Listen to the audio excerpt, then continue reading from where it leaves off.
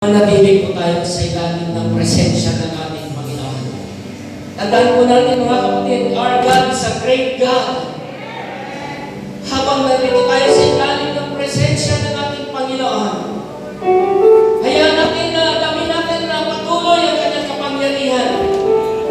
Naniniwala tayo ng Diyos ay kasama natin ngayong umaga. Naniniwala tayo ng Diyos ay makapangyarihan. Pwede ba kami sa isang koro? How great is our God! Oh yes, God! Oh yes, Lord!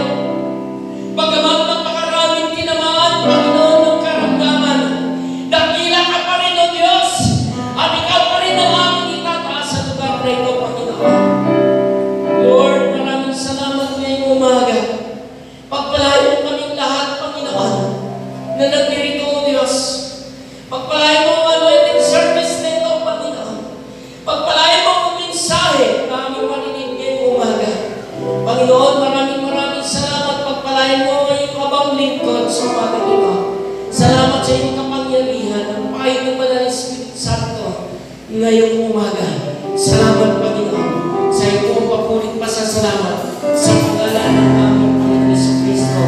Ang ating pagsasalamat. Amen. Amen. Sige po palakpakan natin ang ating Panginoon. Kayo po'y makapagpunan.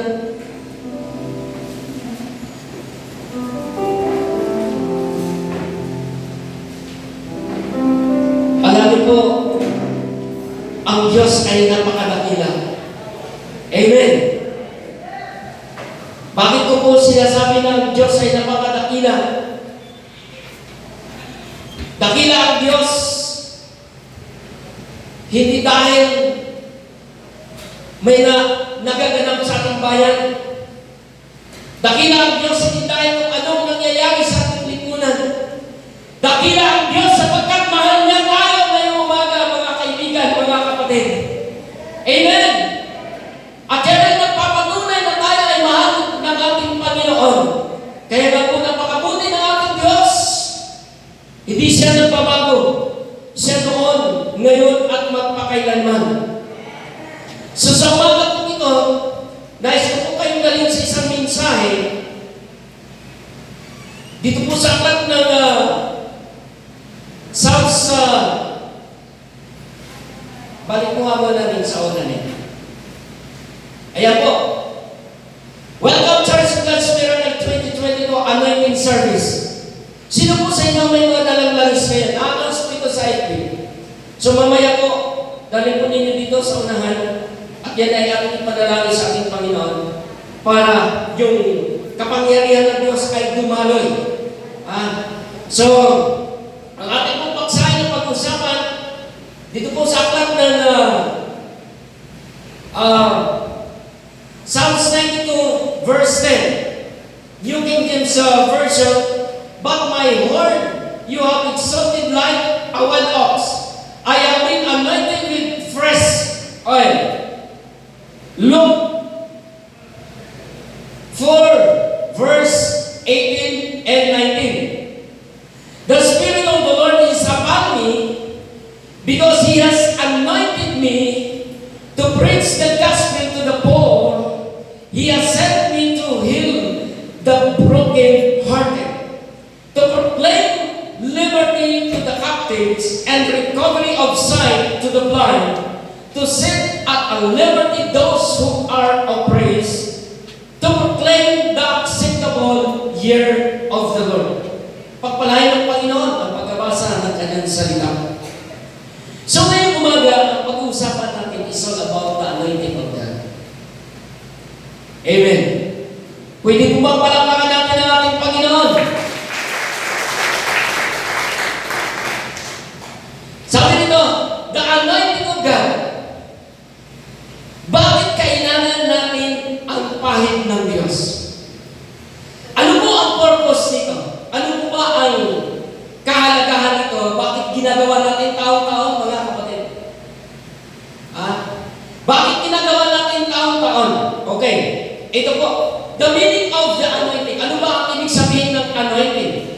Ang ibig sabihin ng anointing, Vine says, kung inyong titignan sa Vine sa dictionary ay ganito ang kanyang sinasabi, that the term anoint means to smear ointment on something to ceremonial, separate that person or object for a special purposes.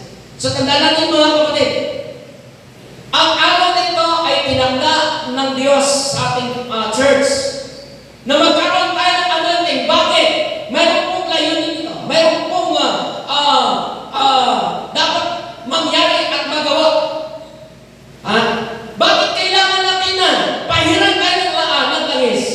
Gusto pong makita ninyo mga kapatid ang kahalagahan nito.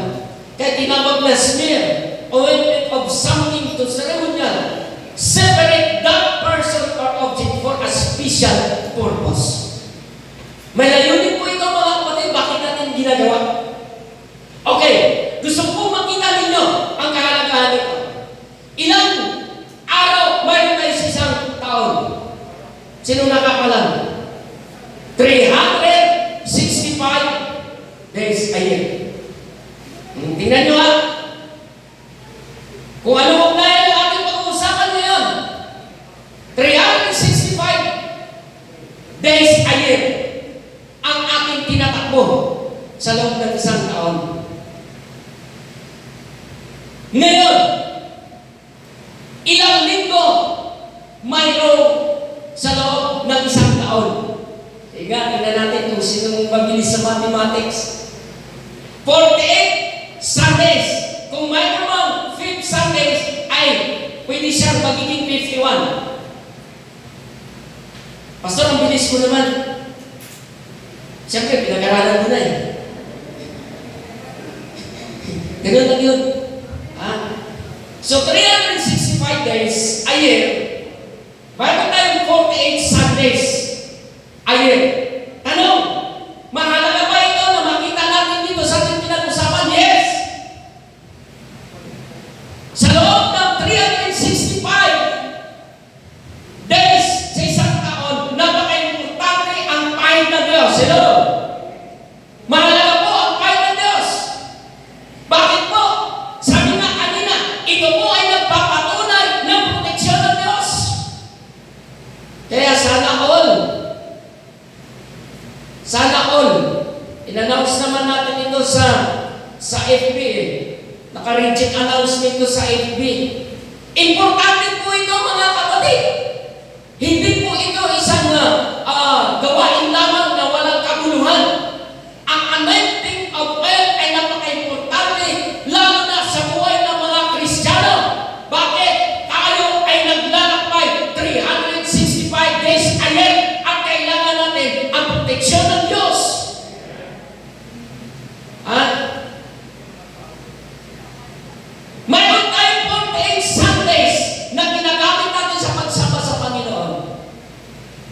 Importante. Salamat sa Diyos na nandirito kayo. Sabihin niyo sa iyo katabi, salamat dumating ka.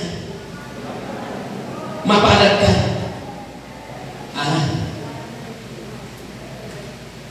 Kaya yung anointing ng oil ay napaka-importante. Bakit? Tingnan natin. Sa Old Testament, sabi nito, it is most often used for the setting apart of the prophets and kings.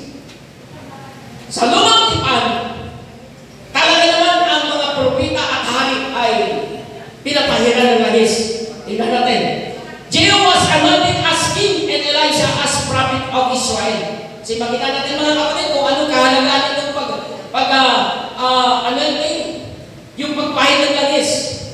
Si Jehu ay pinahiran ng langis bilang isang hari. Si Elisha pinahiran ng langis para maging propeta. So napakalaki ng pakinabang nito sa buhay ng mga tao na pinapahiran. 1 Kings chapter 19 verse 16. Also you shall anoint Jehu, the son of Nimshi, as king over Israel. And Elisha, the son of Shaphat, of Abel Meholah, you shall anoint as prophet in your place. Kaya magkasama king and the prophet. Pinapahiran ng langis. Ito, Aaron and his son were anointed as priest. Si Aaron at ang kanyang anak, pinahiran ng langis para maging hari. Kaya yung mga langis ninyo, once na yun ay aking pinagpe-praise sa Panginoon, tandaan ninyo, you declare the power of God 365 days in 1 year. The power and the protection of God is yours. Amen. Nasa iyo. Tingnan natin. Sabi rito, Exodus chapter 20 verse 41. So shall put them on Aaron your brother, on his sons with him. You shall anoint them, consecrate them. Kaya pagpahid ng langis ay kasama yung tinatawag na consecration. Ginawang matuwid, ginawang malinis. And sanctify them that they may minister to me as priest. So makita natin mga kapatid ang kapangyarihan ng anointing. No? So ito pa. Sabi nga, sacred, dito ako sabit eh. Pasensya na kayo. Alam niyo naman, nagtagalog ako eh. Dito ako sabit sa pag-pronounce nito eh.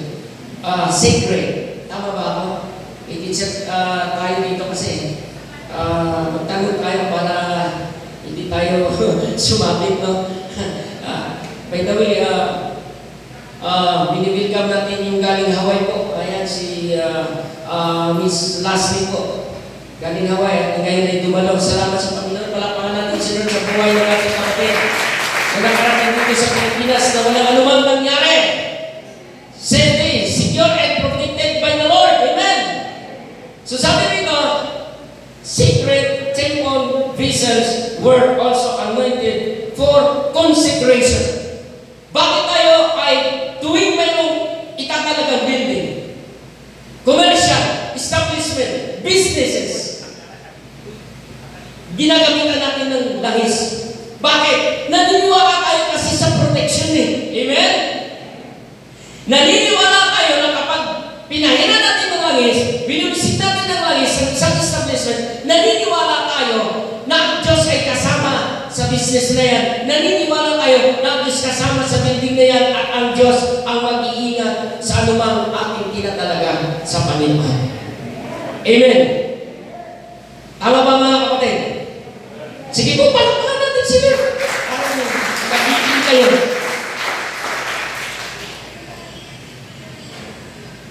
Sabi po dito, the term is Shah comes from the Hebrew word siya ay tinawag sa Hebrew na anointed. Anointed, Jesus was set apart to be the sacrificial lamb. So si Jesus ay pinakita sa kanyang sarili na siya yung tinatawag na sacrificial lamb. Bakit siya tinawag na sacrificial lamb?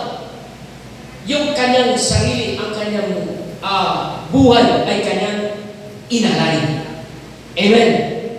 So ito pa, sabi rito, it is more than just ceremonial. More than just ceremonial. Something spiritual significant happens when one is anointed. Nakita natin mga kapatid. So, very important ang pagpahid ng langis. Ito pa. 1 Samuel chapter 16 verse 13. Then Samuel took the horn of oil and anointed him in the midst of his brothers. And the Spirit of the Lord came upon David. Wow, maganda to. The Spirit of the Lord came upon David from that day forward. So Samuel arose and went to Ramah.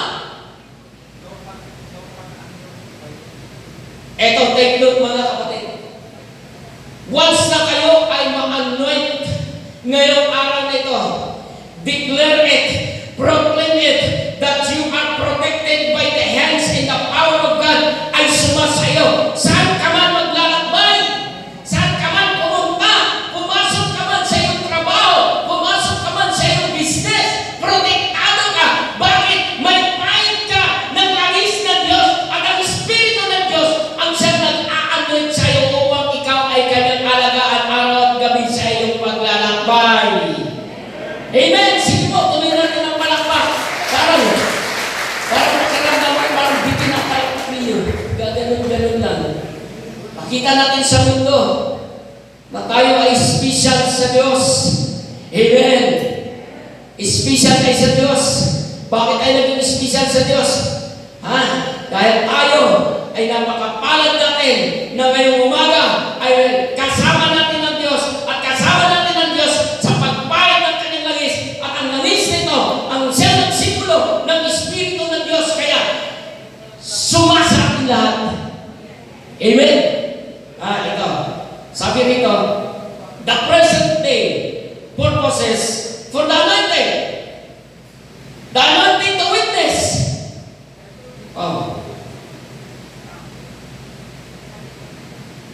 Dito, maraming na-amaze dito eh.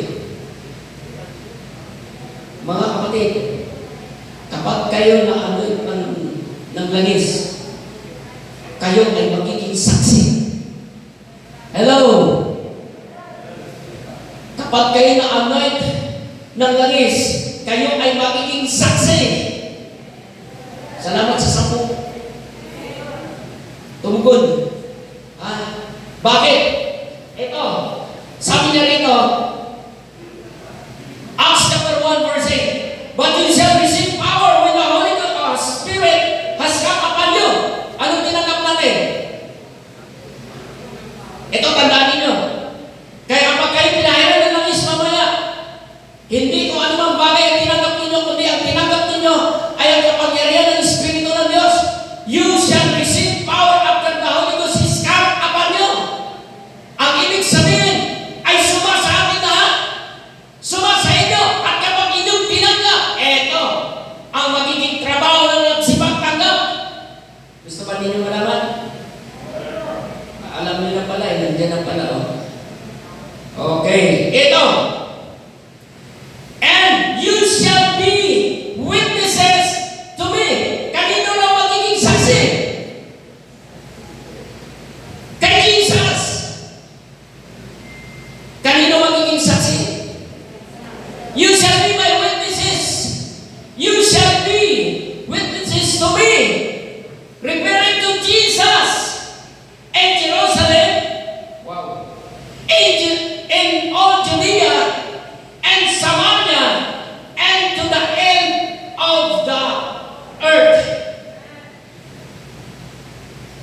So, tandaan natin, lahat ng mapahiran ng langis, lahat ng ma-anoint, ang tinanggap ninyo ay ang banal na Espiritu Santo at kapag tinanggap ninyo, kayo ay magiging saksi ng ating Panginoon Kristo.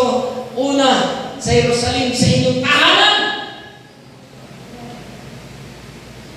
Mga kapatid, kung kayo may dala ng langis, tandaan nyo, ang inyong sambahayan, kung hindi nyo kasama ngayon, pwede ninyo silang pahiran ng langis. Para ang proteksyon ng Diyos ay sumasa kanila sa loob ng 365 days a year. Na kanang buhay ng paglalakbay ay makasama nila ang Panginoon. Tandaan natin mga kapatid. Kaya ako may langis. Ayan o, akin po yan. Hindi lang langis ng Diyos. Roller yung sinasabi nyo pero sa Bible kasi, malinig na ginagamit olive oil. Ngayon, sa ating mga modern time natin ngayon pwede ng langis na niyo. Hindi ko alam kung ano, coconut oil din yata ito Maraming langis. Basta langis.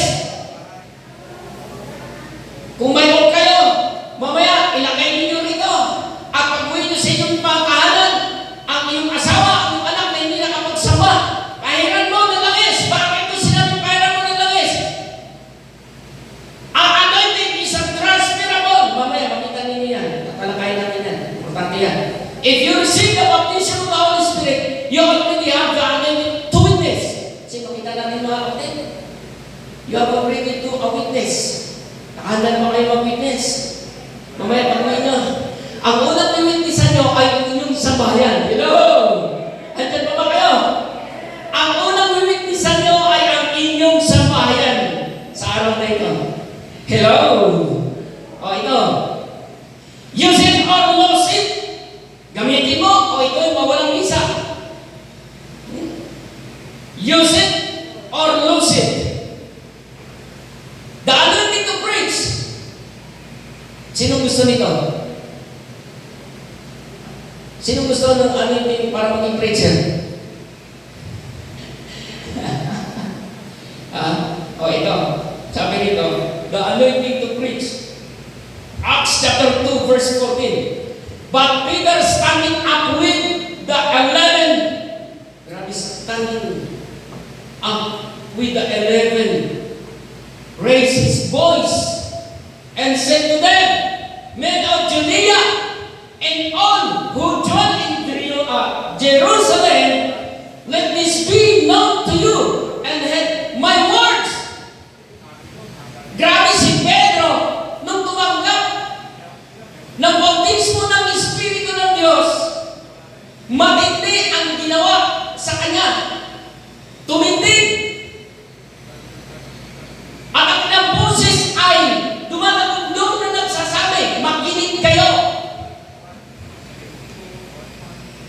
Tandaan niyo, ang Diyos ay may tinatawag. Ang Diyos ay pumipili. Ang Diyos ay hinahanap na ang sumusunod o ang mga sumusunod. At ang Diyos ang magpili upang ilagay sa puso mo na ikaw ay mangaral.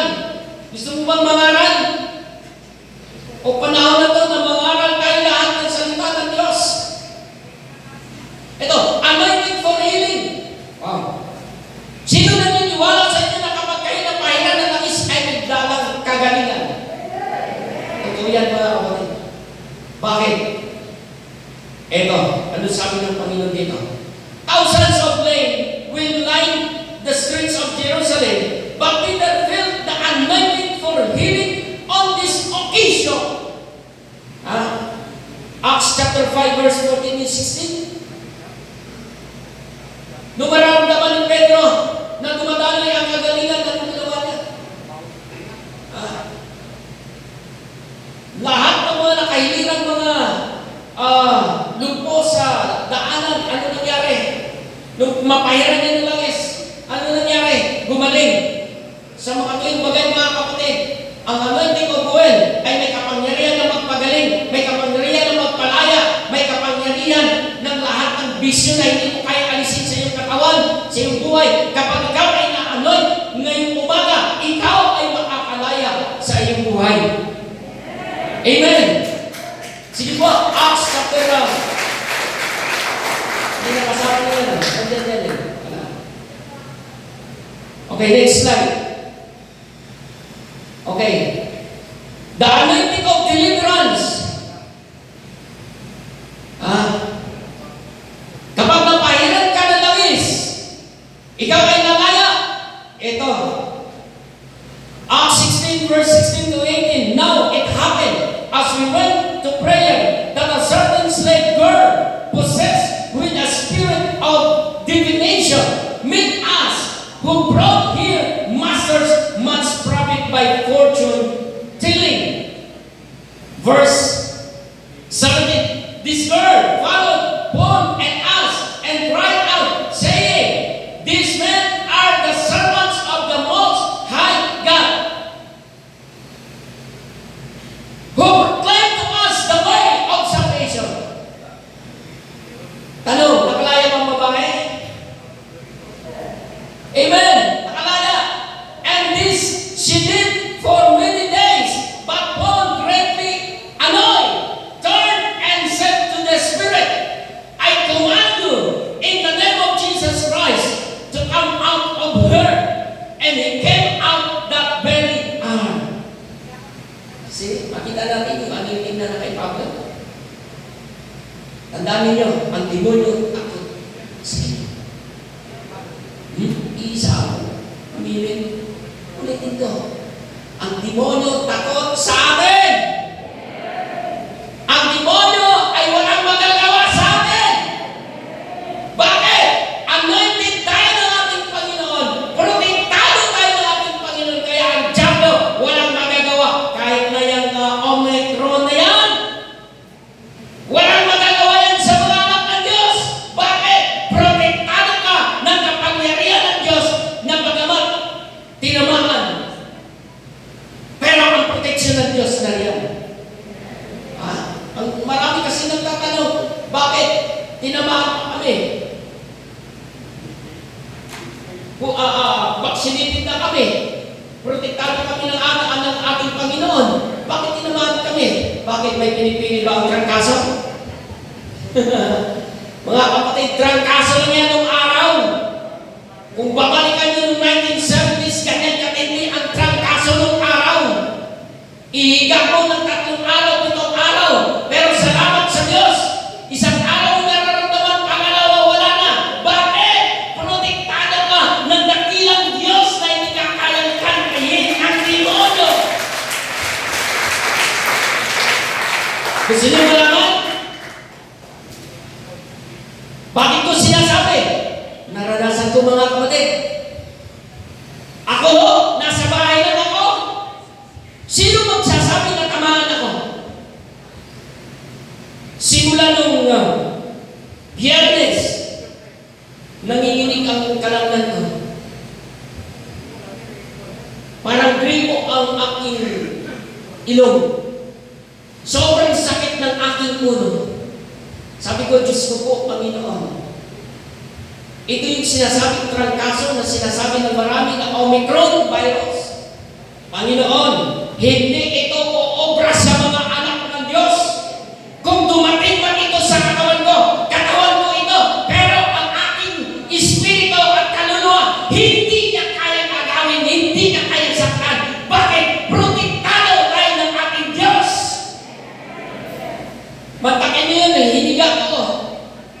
2 araw, nag-self-isolation ako. Isang araw kong hiniga, nagkulong ako sa kwarto, walang babaan. Hatid ng pagkain ng aking asawa. Pinainom ako ng, may pinainom sa akin sabi ko, okay lang, inumin ko yan para sa pakinabang ng aking katawan. Tanda natin mga kapatid, katawan lupa ito eh. Ano to eh? Hindi naman ito bakal eh. Bakal na kinakain ng kalawang katawan pa kaya natin. Magising tayo lahat. Sa paniniwala, katawang lupa to. Nasisira to. Dinadapuan to ng iba't ibang kasing sakit. Pero ang gusto kong tiyakin sa inyo, na kapag ang Panginoon ay kasama mo, protektado ka, hindi ka kayang kantihin ng diablo.